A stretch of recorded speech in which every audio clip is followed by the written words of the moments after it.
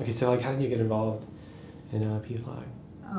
Well, my daughter is gay, and she came out to me in 2005. I had a retirement party, and she came to home to like repack some stuff and things like that. And she just kind of walked into the kitchen and said, "Mom, can I talk to you for a little bit?" And I said, "Sure." And she said, "Could we sit down?" And so we sat down in the kitchen. And she said, "I have something important to tell you." And, it's like waiting, like, okay. I couldn't imagine what it was, but of course I never expected it to be, well, Mom, I want to let you know I'm gay. And so I was like, and I was really surprised. When my daughter came out, it was to my wife. And I don't remember being anywhere near as upset about it as she was. She thought, as the mother, that she'd done something wrong. And a couple of weeks later, she went to a PFLAG meeting. I didn't go. And she came out feeling much relieved that there were a lot of other people in the same situation she was in, and it wasn't going to be so horrible after all. And it wasn't something she had done wrong. It's just something that was. Typical mom always thinks it's their fault. They must have done something in raising their child. And I think moms tend to feel that guilt more than dads, because we give birth to the child, so it must have been something we did. And of course it has absolutely nothing to do with that. It became something that took us years actually to work through. Who are we going to tell? And now, 25 years later, I'm completely comfortable with it. I think in terms of loss, the thing I thought of first is, because I love kids and I had worked with kids for so many years, was that I wouldn't have grandchildren. So that's what struck me. However, many LGBTQ people have children. Some of the women give birth to children. Some of the men adopt children.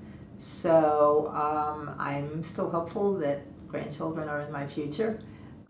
We had a situation where a young man from Mexico was sitting in a PFLAG meeting, looking at the floor. He said, "I've got this problem." And it took us a while to figure out what the problem was, or at least to get him to say it, that he has not been able to get rid of this attraction to people of the same gender. And everything he's tried hasn't worked. And what can we do to help him get over this?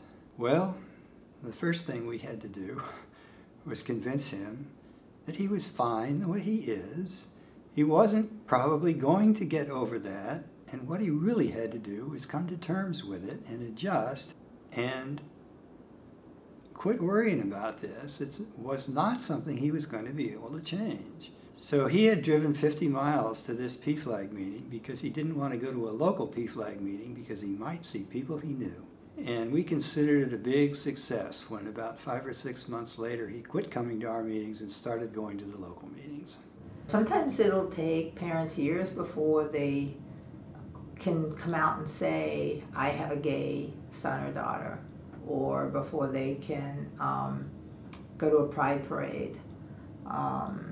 And there's a saying that we have that when the kids come out of the closet, the parents go in the closet, because that same coming out process that kids have, that parents often then go retreat into the closet and go like, oh my gosh, I can't say anything to anybody, I can't tell this one, they'll be upset.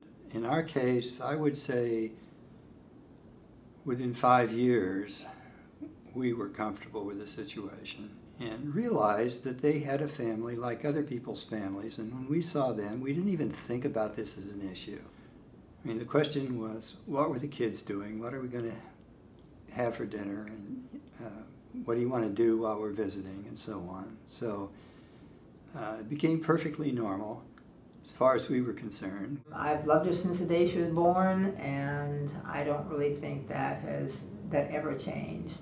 You know, we're extremely close. So I'm very fortunate. She's a very accomplished young woman and a great career, and we have each other's love. And I know, there are parents and kids that have lost contact with each other because of the youth being LGBTQ, and that's unfortunate. both lost.